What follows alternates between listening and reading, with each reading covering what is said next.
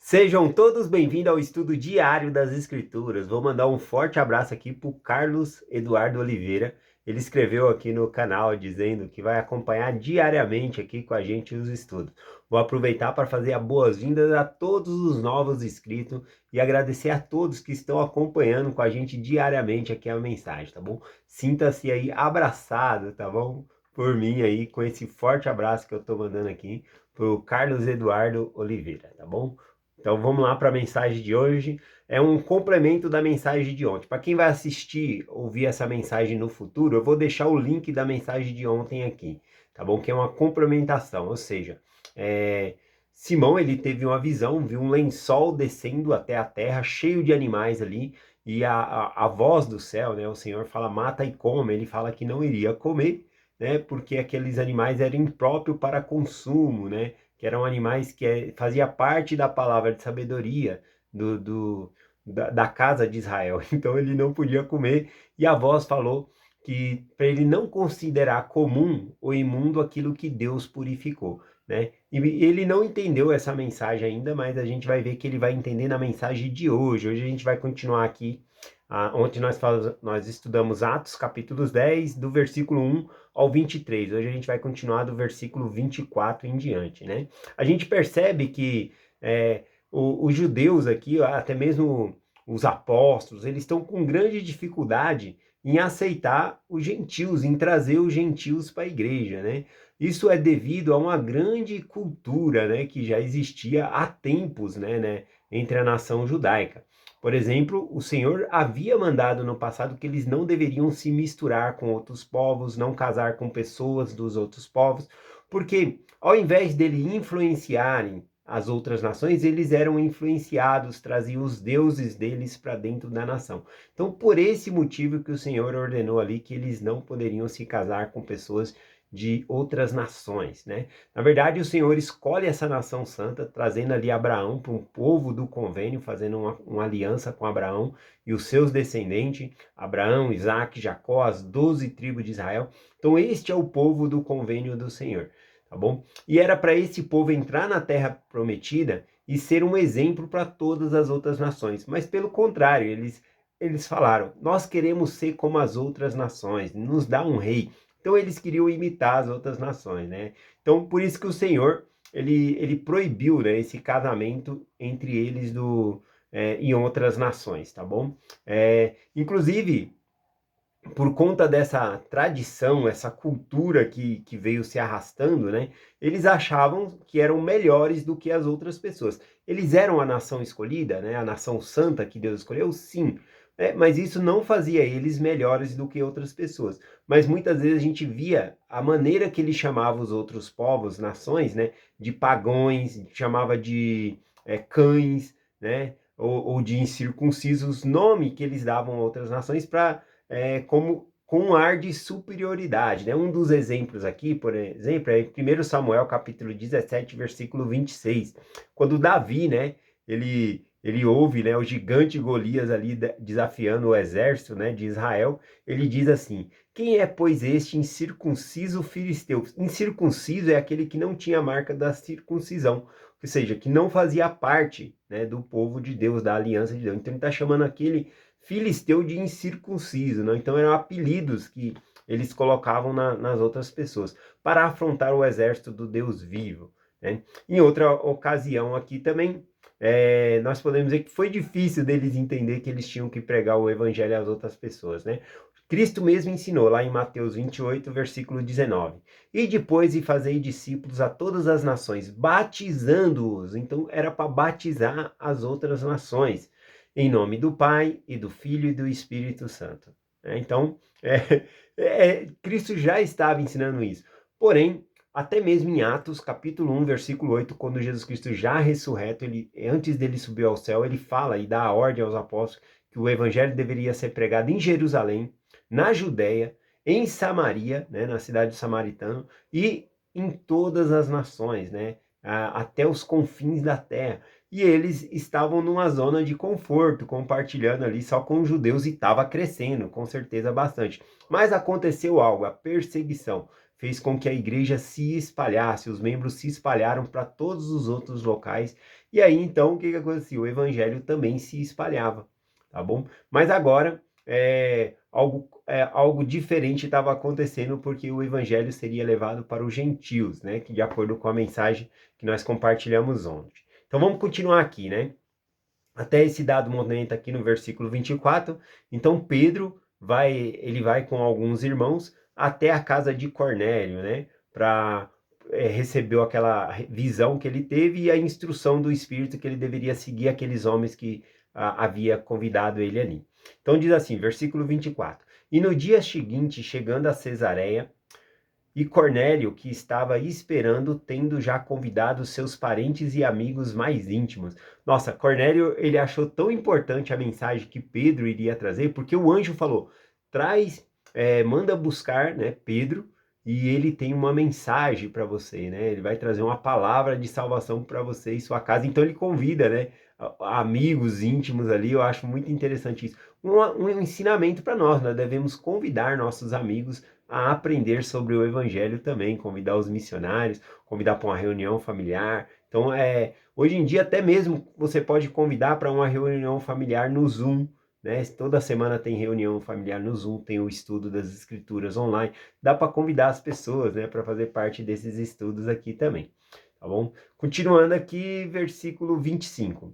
E aconteceu que, entrando Pedro, saiu Cornélio para recebê-lo e, prostrando-se aos seus pés, o adorou. Porém, Pedro o levantou, dizendo, levanta-te, eu mesmo também sou homem, né? Pedro está falando, eu sou homem assim como você não pode me adorar, né? Ele veio ali como adoração, porque o próprio anjo, né, mandou chamar Pedro, ele falou, Pedro é muito importante, então ele se prostra ali. Mas a gente tem que se lembrar que Cornélio, ele é um gentil, né? Ele vivia entre um povos que tinha vários deuses, e era comum, inclusive, eles adorar a César e outras pessoas como se fosse uma divindade ali.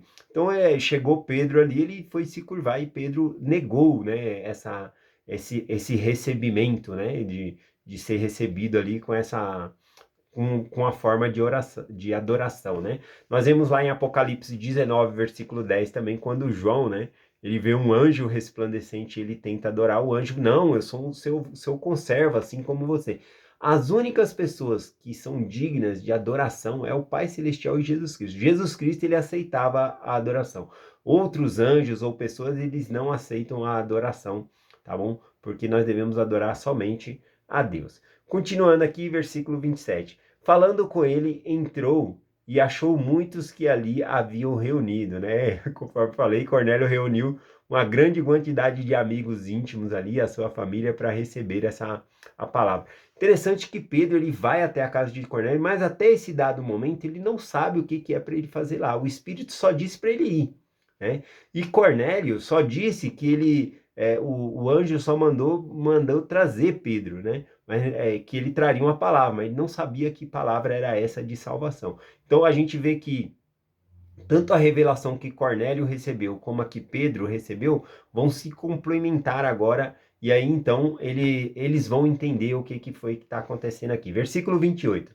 E disse-lhe, vós bem sabeis como não é lícito um homem judeu ajuntar-se e achegar-se a estrangeiro, mas Deus mostrou-me que nenhum homem chame comum o imundo. Então aqui Pedro ele começa a entender, né, aquela visão que ele teve, para que nenhum homem ele deveria considerar como comum ou imundo, né? Porque era já a regra e tradição, né, dos judeus deles não entrarem na casa dos, dos gentios, né? Senão eles se contaminariam, tinham que passar por um ritual de purificação, mas Deus falou que aquele que ele purificou não era comum nem imundo, tá bom? Isso a preparação para o evangelho entrar aqui. A gente continua lendo aqui no 29.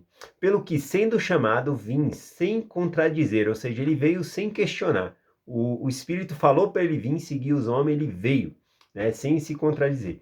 Pergunto, pois, por que razão mandaste me chamar? Então repara que Pedro ele chega ali e fala, mas por que você me chamou, né? Eu vim, eu não questionei, eu entrei na sua casa aqui, mas não é lícito, né? De acordo com a tradução, com a tradição, não é lícito eu entrar, mas Deus falou que não devemos considerar ninguém imundo ou comum. Então ele entra ali, mas ele mesmo faz a pergunta aqui, por que você me chamou? Essa é a pergunta, né, de Pedro aqui para Cornélio. Cornélio responde aqui, versículo 30. E disse-lhe Cornélio: há 4 dias estando eu em jejum, até, a, até esta hora, a hora em minha casa, na hora nona. Eis que diante de mim apresentou um homem com veste resplandecente, ou seja, aquele anjo, né? E disse Cornélio: a tua oração foi ouvida e as tuas esmolas estão em memória diante de Deus. Envia, pois, alguém a Jope e manda chamar Simão, que tem por sobrenome Pedro, que está hospedado na casa de Simão o curtidor, junto do mar, e ele vindo te falará. Então, assim logo mandei chamar-te, e bem sei, e bem fizeste em vir. Agora, pois, estamos todos presentes diante de Deus, para ouvir tudo quanto Deus te é mandado. Então, aqui o Cornélio fala, quando Pedro pergunta, olha, por que que você me chamou? Né? Então, ele fala, olha, eu tive uma visão, o anjo falou que eu deveria chamar você, e tudo que você falar, a gente vai ouvir, né? Então aqui nesse momento ele percebe que Deus chamou ele até esse local para pregar o evangelho. Olha só aqui nessa parte aqui, versículo 34 e 35. O versículo 34 é o que eu mais gostei aqui, né? Pedro, abrindo a boca, disse-lhe: reconheço em verdade que Deus não faz acepção de pessoas, né? Deus ele não faz acepção de pessoas, todos são iguais perante Deus, mas que é aceito por aquele a quem qualquer nação teme e o faz, que é justo. Então ele está falando, olha, eu entendi agora, né? Tem uma expressão que a gente diz que a ficha caiu, né? A gente, o interruptor ligou, né? Uma outra expressão assim. A ficha caiu. Antigamente, né? Tinha muitos orelhão no telefone na rua e a gente fazia ligação com ficha, né? Colocava a ficha ali, ligava. Se a pessoa atendesse do outro lado da linha, né, aí a ficha caía, significava que a pessoa atendeu. Então a expressão a ficha caiu significa que ele entendeu. Então nesse momento, Pedro entendeu que Deus ele não faz acepção de pessoas. Na verdade, nunca fez. Tem escrituras no Velho Testamento falando sobre isso. Deus nunca fez acepção de pessoas. Mas no Velho Testamento, no povo mais antigo, ele não permitiu essa mistura justamente porque se eles se misturassem com outros povos, eles iam aderir aos costumes de adorar outros deuses. Mesmo sem se misturar, eles adotavam outros deuses, né? Então era bem complicado. Mas aqui agora o Senhor está falando para ele que ele não faz acepção de pessoas. Então o evangelho também deveria ser compartilhado aos gentios ali, né? É lindo isso aqui, né? Então aqui é um marco, né, na história da igreja que começa então os gentios, né, a entrar para a igreja. Conforme eu relatei, Jesus Cristo já havia dito isso outras vezes e eles não percebiam essas coisas, mas agora Pedro ele percebe. A gente vai ver, estudar mais para frente que os outros apóstolos também, né, vão ter dificuldade com isso, mas todos vão aderir, né, a essa revelação que ele recebeu aqui. Então vamos lá, versículo 36. Aqui é interessante que a partir do versículo 36 em diante aqui, já que era para Pedro compartilhar a palavra, o que ele compartilha? Sobre Jesus, né? Sobre a aliança, a nova aliança que Deus tinha com o seu povo, né? Diz aqui, ó, versículo 36 em diante. A palavra que ele enviou aos filhos de Israel anunciando paz por meio de Jesus Cristo. Este é o Senhor de todos. Veja que Jesus não é Senhor somente dos judeus, mas Senhor de todos, tá bom? Ele continua. Esta palavra vós também sabeis. Veio por toda a Judéia, começando desde a Galiléia e depois do batismo que João pregou. Então ele está ensinando o batismo também a Cornélio aqui. Isso é muito importante porque é o que vai acontecer com todos que estão ali na casa de Cornélio. Eles vão ser batizados. Acerca de Jesus de Nazaré, como Deus o ungiu com o Espírito Santo e com poder, o qual andou fazendo o bem, curando todos os oprimidos do diabo, porque Deus era com ele. E nós somos testemunha de todas as coisas que fez, tanto na terra da Judéia como em Jerusalém, o qual mataram e penduraram no madeiro. E ele ressuscitou e Deus o ressuscitou ao terceiro dia, e fez o que fosse com que fosse manifesto. E não a todos os povos, mas as testemunhas que Deus antes ordenara. Está falando que que Jesus Cristo ressuscitou, né? Interessante que ele está pregando ali a salvação, é algo novo ali para Cornélio, por meio de Jesus Cristo. E que ele foi morto, né? Mas que Deus o ressuscitou no terceiro dia, e que, e que ele pregou sobre o batismo, falou várias coisas e falou: nós somos testemunhas. Os apóstolos eram testemunhas dessa ressurreição. Cristo não apareceu para todos, mas os apóstolos, todos os apóstolos viram, né? Muitas outras testemunhas viram, né? Mas ele está falando que não apareceu a todas as pessoas, tá bom? Mas eles eram testemunha. E aí ele fala: e nós comemos e bebemos juntamente com ele. E depois que ressuscitou dos mortos, né? Então ele está falando do sacramento, de todas as coisas aqui, ó. E mandou-nos pregar ao povo e testificar que ele é aquele que Deus foi constituído juiz, tanto dos vivos como dos mortos. Dele damos testemunho, todos os profetas, pelo que o nome de todos deles creem receberão perdão dos pecados. Então, todos que creem nele receberão perdão do pecado. E aí acontece algo bem legal aqui na casa de Cornélio, né? Algo semelhante, né? Igual, né? Aliás, Pedro, lá no capítulo 15 aqui de Atos, ele vai assemelhar esse ponto aqui igual ao Pentecoste, né? Ele diz aqui, ó, versículo 44. E dizendo Pedro ainda essas palavras, caiu o Espírito Santo sobre todos os que ouviam a palavra. E os fiéis que eram da circuncisão, todos quantos tinham vindo com Pedro, maravilhados de que sobre os gentios derramava-se também o dom do Espírito Santo. Então houve uma manifestação do Espírito Santo entre os gentios ali, e aqueles que eram da circuncisão, aqueles que vieram lá junto com Pedro, né, de Simão o curtidor, da casa de Simão o curtidor, eles foram testemunha, e essas testemunhas vão ser importantes para quando fazer a assembleia, né, quando Pedro vai falar sobre os gentios entrar para a casa de Israel, porque eles vão ficar questionando Pedro, por que ele entrou na casa, né, de um gentio, por que comeu com eles, né, eles vão estar questionando essas coisas, e aí Pedro então vai levantar-se ali e explicar que aquilo era uma revelação de Deus e que os gentios deveriam entrar para a casa de Israel, né? E aí ele compara lá em Atos 15, esse momento aqui, justamente com o Pentecoste, né, que falaram nova língua. Aqui eles também falaram, ó, versículo 46. Porque os ouviam falar em línguas e magnificar a Deus. Então eles também falaram em língua aqui. Versículo 47 e 48, para finalizar aqui, ó.